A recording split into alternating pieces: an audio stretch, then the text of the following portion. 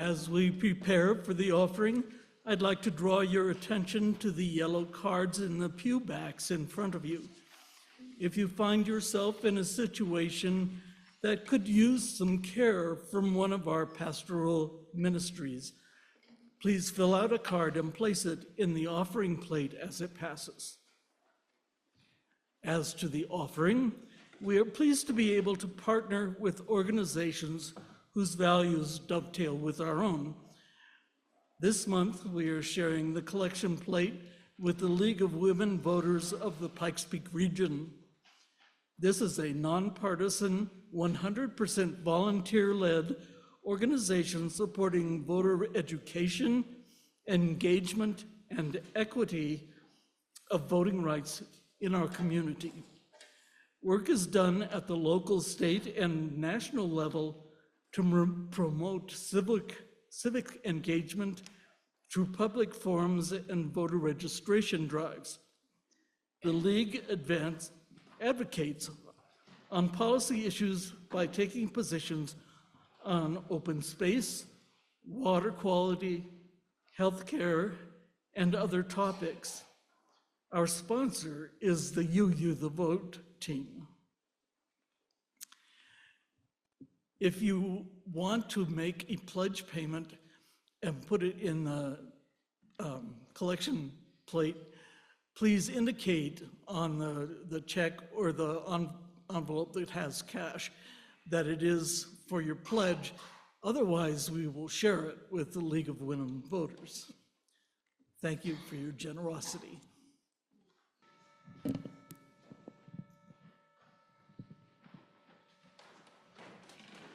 Continue to take a moment to breathe and touch your heart space. Feel the beating of that heart. Find the balance within you. And hear the sounds within and the sounds of nature. This story is from a long, long time ago when the entire earth was covered with forests, deep, deep, thick forests. Oak trees, ash trees, elm trees, sycamore trees, birch trees, as far as the eye could see. Now the day had come when Mother Nature was going to release all of the insects into the world. She had them in this huge, huge bag, and she kept them in the tops of the trees. And on this day, she had climbed to the top and taken the bag. The bag was buzzing with excitement with the insects flying around inside the bag. She put it over her shoulder and she started to climb down the tree. But off in the woods, a man had heard all this buzzing sound and he was really, really curious to find out what it was. So he went on over and he saw Mother Nature climbing down the tree. And with excitement, he ran over. But as he ran towards Mother Nature, she was shocked, and she stumbled and fell to the ground. And as she fell to the ground, she dropped the sack, and the sack opened. All the insects started to scurry off. Some ran, some slithered, and some flew off into the forest. Now, this made Mother Nature really cross because she had special places for all of these insects. She was furious with the man. She took out her magic wand, tapped it on his shoulder, and said a magic spell. And all of a sudden, this man turned into a bird. "There you are," she said. "You will remain as a bird until you can return all of those insects into my bag." And with that, the bird started flying around. He had a lot of work to do quickly. He thought that the quicker he moved, the better chance he had of getting them into the bag. Mother Nature had given him big, strong wings and a long, chiseled beak. He flew all over and started to pick up the insects and put them in the bag. But the faster he went, the insects went faster. Some of them disappeared deep, deep down into the forest. He went into the forest searching and seeking. Days and weeks, months and years and decades passed. And still, this little bird could not find all of the insects. Still to this day, they say that the bag is only about 3/4 full. They also say that the bird is still looking for the insects. For when the weather warms, if you go into the woods or even outside your home, you can hear this bird go tap, tap, tap, tap, tap, tap, tap, tap, tap, tap, tapping on the trees and on the ground, trying to bring the insects out so it can put them back in Mother Nature's sack. You see, Mother Nature had turned the man into a woodpecker, and so it seems that he will remain for eternity. The northern flicker, found in Colorado, stands as a totem of persistence and determination. Its characteristic drumming on trees as it tirelessly taps in search of food and to communicate is a vivid display of its incredible determination. The northern flicker shows remarkable resilience, surviving frigid winters and finding nourishment when insects are scarce. This bird, across many cultures, this bird's presence often symbolizes renewal, new beginnings, and inner transformation. Its energy is full of hope, driving perseverance and fostering a strong connection to life's flow. So feel the tap, tap, tap, tap, tap of your heart.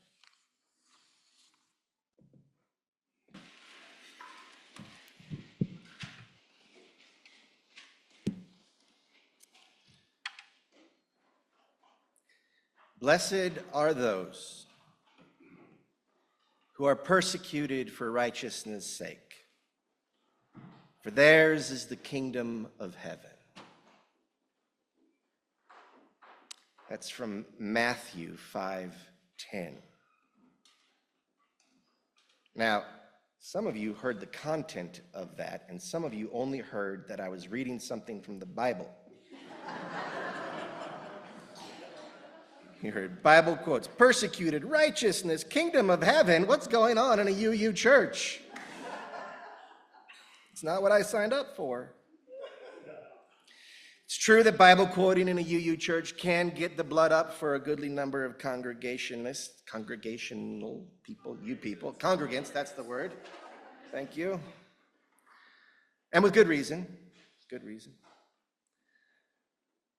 But we've been working on interrupting the automatic reactivity in our lives, so maybe this is a test. Slow your roll. I find this attribution to be both compelling and timely. After all, unrighteousness is in power right now. Injustice stalks the land. And it just so happens, in fact, that justice is a cornerstone of the faith in which you presently sit. So as you know, last summer, our tradition adopted a new set of values.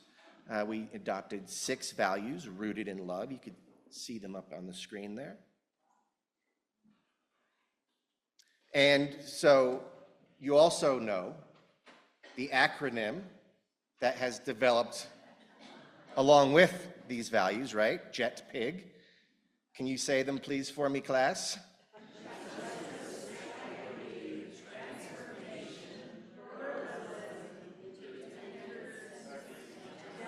Yes.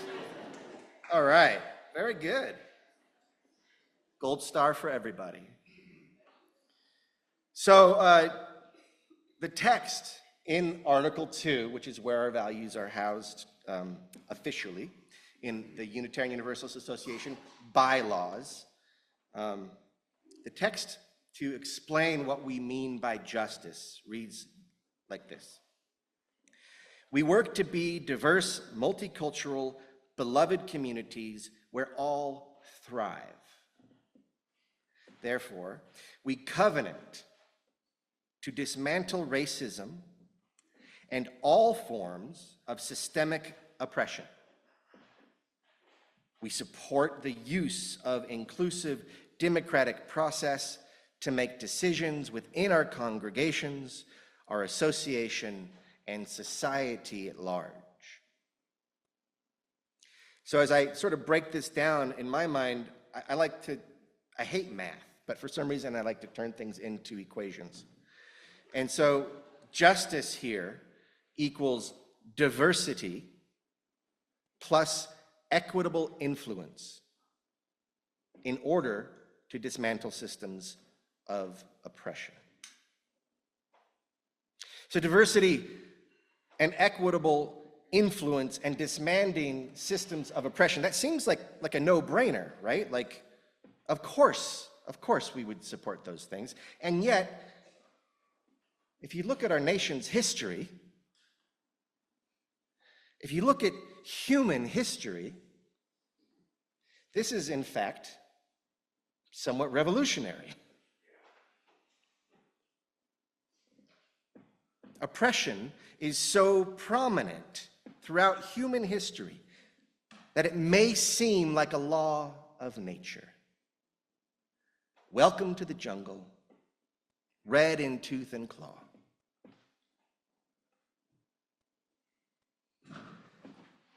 We are an evolutionary faith. We do not need to be beholden to that history.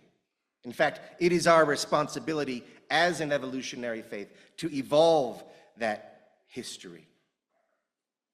Unitarian Universalists wish to make what should be what is. And that is the beloved community, which is another articulation of the aforementioned kingdom of heaven. Beloved community is somewhat of a secularization of the kingdom of heaven, but they're both talking about the same thing. So what is this kingdom of heaven? Maybe an example or two would be best. Consider the concept in which the efforts of both Martin Luther King Jr. and Gandhi were grounded. Each of these men and their influences developed and or personified movements that altered the course of history. One was Hindu, one was Christian. But beneath the particulars of their theologies, they held a common faith. Essentially, they believed that love was the ground of being. Now, from that starting point, each was able to lead movements that overcame violent oppression and opposition, changed people, and changed the world. Love necessitated that nonviolence was the tool of these movements. And so this is where righteousness, as it was translated from Joshua's words in Matthew's book, is perhaps a more accurate term than justice. The way that I see it, justice can be attained through any means necessary. The proclamation that we dismantle systems of oppression does not offer us guidance as to how. But if we use the tactics of domination, which is to say violence, to dismantle oppression, we will only repeat the pattern. And sometimes immediacy requires this. But it is not righteousness. It's just sometimes necessary. However, necessity does not equal righteousness. Righteousness is dismantling oppression in such a way that it is replaced by a new pattern. And so nonviolent resistance, while still an exercise of force, is an exercise of love force. Nonviolent resistance is love working for justice. It's my phone.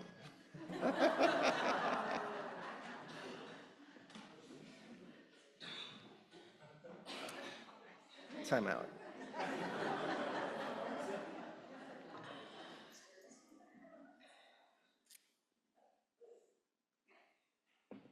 Nonviolent resistance is love working for justice. This requires an incredible amount of courage and fortitude and commitment.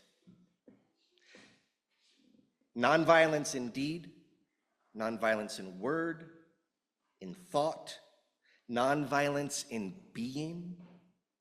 Think about the incredible power necessary to be able to make that kind of commitment. Think about what that kind of power can enable. Persecution, oppression, injustice, all must be resisted and dismantled. This is your duty. It is our duty as humans. Nonviolent resistance is the only resistance that does not carry within it the secret seeds of further oppression. And it goes without saying that nonviolent resistance to a violent regime or paradigm will necessarily result in persecution. We live in a violent regime, lockjawed to a paradigm of violence. So it's important that we ask ourselves when one is being beaten or threatened or imprisoned or killed,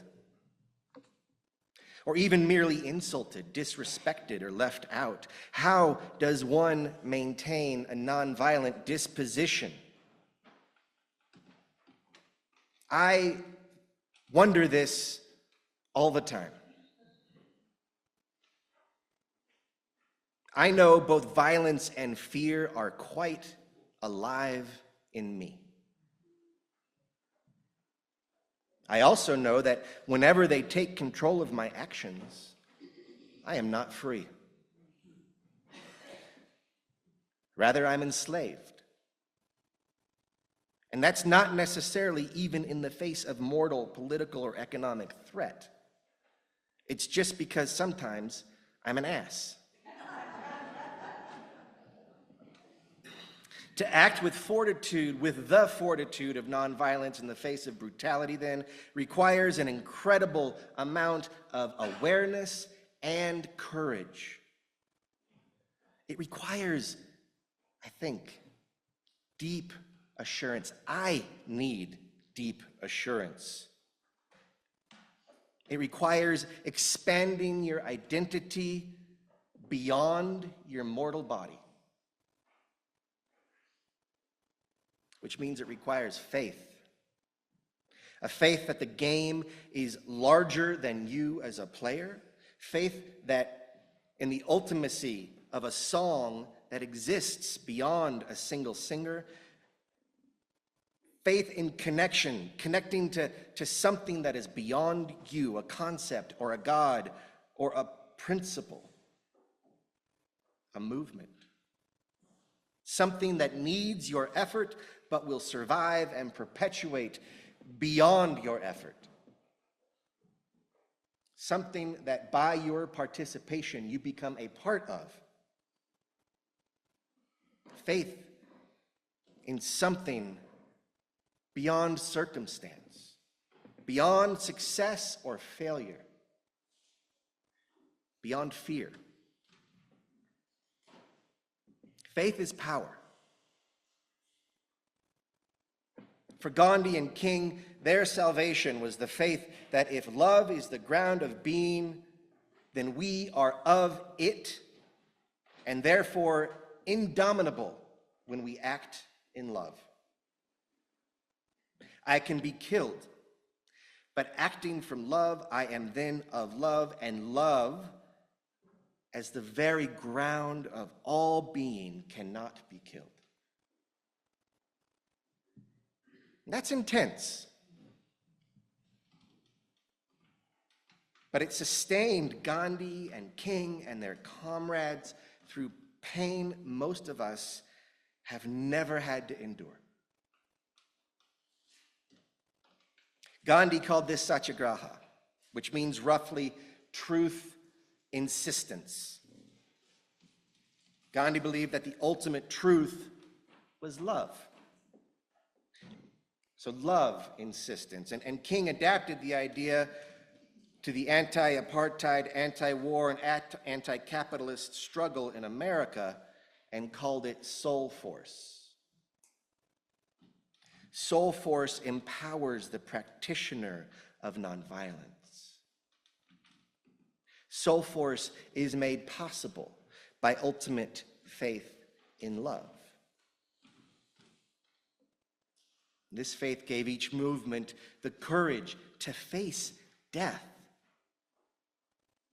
and the moral authority from which to proceed with authentic power.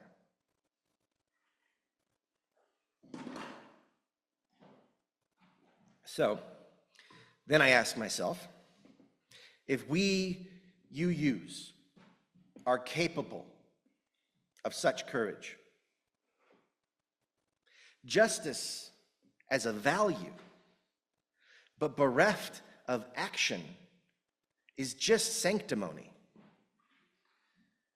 And I wonder if we have faith in anything that could grant us the obligation and the fearlessness to act.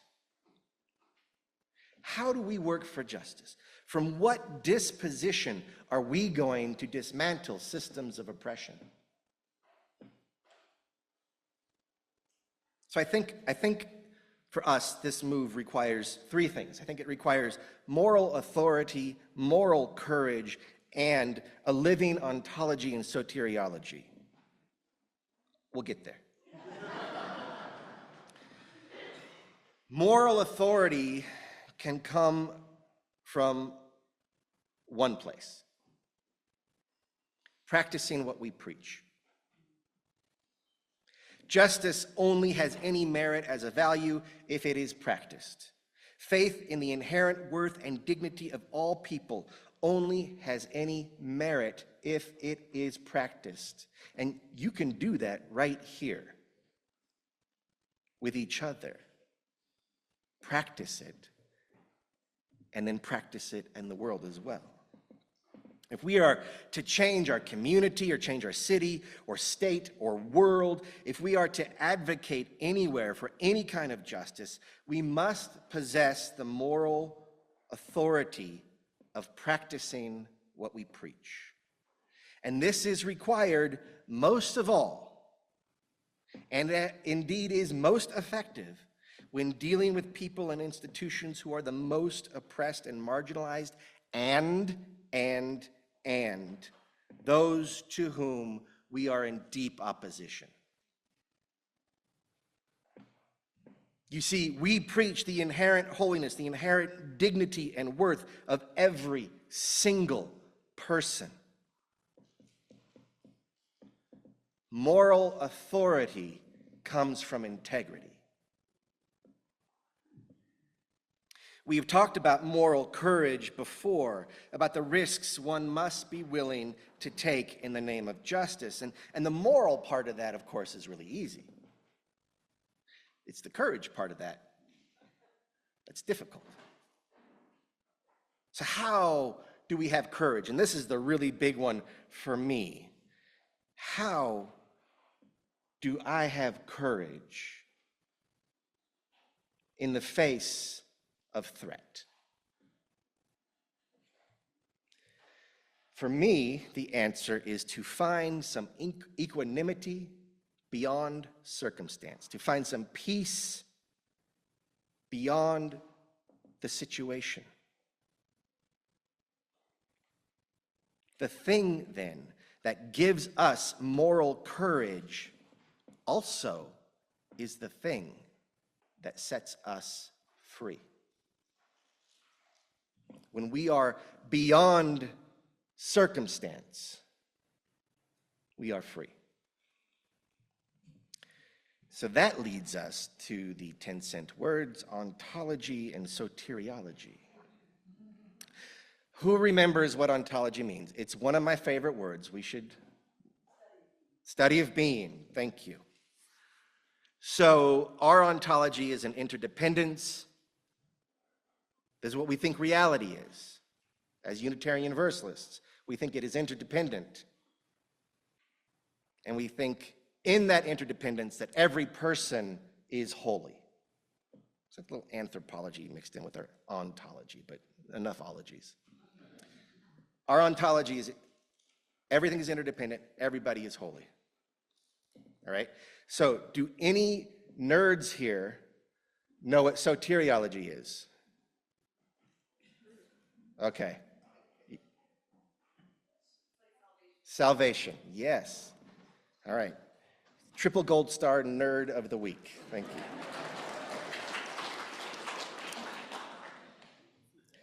So yes, soteriology is thoughts about salvation. And you know my definition of salvation is freedom from fear. And from that point of view, we can see that salvation, the beloved community, the kingdom of heaven are all the same thing. They are all describing freedom from fear. I think that freedom is found beyond circumstance, but sometimes you do have to move through fear to be free from it. And when that is the case, faith in something beyond circumstance helps us to do so. So that's a living soteriology. Salvation remains fiction and fantasy until it is brought to life in action here.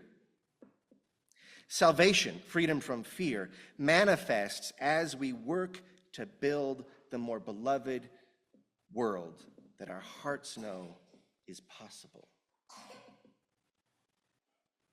So it occurs to me that moral authority, moral courage, and a living ontology and soteriology have a cyclical relationship. And in our case, they are underscored by and infused with love. Love is the center of our values. For us to have moral authority and discover the path to a kind of courage that can overcome injustice, we must develop an unshakable faith in love. Love beyond us. As an outgrowth of love, we will, as a matter of course, treat ourselves and each other and all those we meet with the dignity and holiness they are inherently possessing. And this is as true for our enemies as it is for our loved ones, as true for strangers as it is for friends. Blessed are those who are persecuted for righteousness' sake, for theirs is the kingdom of heaven. So like so much of Joshua's wisdom, this is an observation rather than a promise. Unfortunately, many of his observations have been taught to us as though they were a promise. If you work for justice, then you will get the kingdom of heaven. But as I read it, he's merely telling the truth. As if he's saying, I've noticed that people who are persecuted for justice, who have the courage to be persecuted for justice, are totally free. Those persecuted for justice are free from fear because they are rooted in righteousness, rooted in love. Freedom from fear is the sensation of salvation. It's not about willing yourself into suffering because of some other worldly reward. That's not what we're going for. It's about a faith that allows you to overcome fear, to experience freedom in this world, while having the strength to work on that on behalf of others. So that's the magic trick. That's the miracle. Salvation is not necessarily the product of an action, but the action itself. Particularly when the action is nonviolent, as any that is rooted in love must necessarily be. So those folks on the Edmund Pettus Bridge, that was the kingdom of heaven. It was nonviolent, it was just, and it was empowered by love. And it's not the kingdom of heaven because of what it produced, but the moment itself where love conquered fear and enabled the action. That was the kingdom of heaven. So am I asking you to suffer for justice? No. But last week, a man was abducted from his home by a federal agency that we pay for without a warrant for expressing views out of step with the current administration. Not arrested for breaking the law. There were no police. There were no charges. Mahmoud Khalil has not been charged because he did not commit a crime. And he was taken anyway. And the same administration that took him withheld $400 million of government funding from Khalil's alma mater, Columbia University, until the school presented a list of next steps, steps that included the banning of mask wearing, for instance. And in response, Columbia University said, no way. Actually, that's not true at all. Look, Columbia University produces some of the wealthiest people on the frickin' planet. $400 million withheld, that was the threat. You know what they did? They and their alumni? They expelled 24 students who participated in the on-campus protests over Israeli state-sponsored genocide of Palestinians in Gaza. It's fair to say that Columbia University is not the kingdom of heaven. You are already persecuted. Mahmoud Khalil's persecution is your persecution. We have a decision to make then. One way cultivates salvation, the other ensures enslavement. One way is freedom, the other way is oppression. One way is soul force, the other is soul corruption. One way is the cultivation of love, and the other is midwifing evil. For you are already persecuted. Mahmoud Khalil's persecution is your persecution. Will you be persecuted for righteousness or for apathy?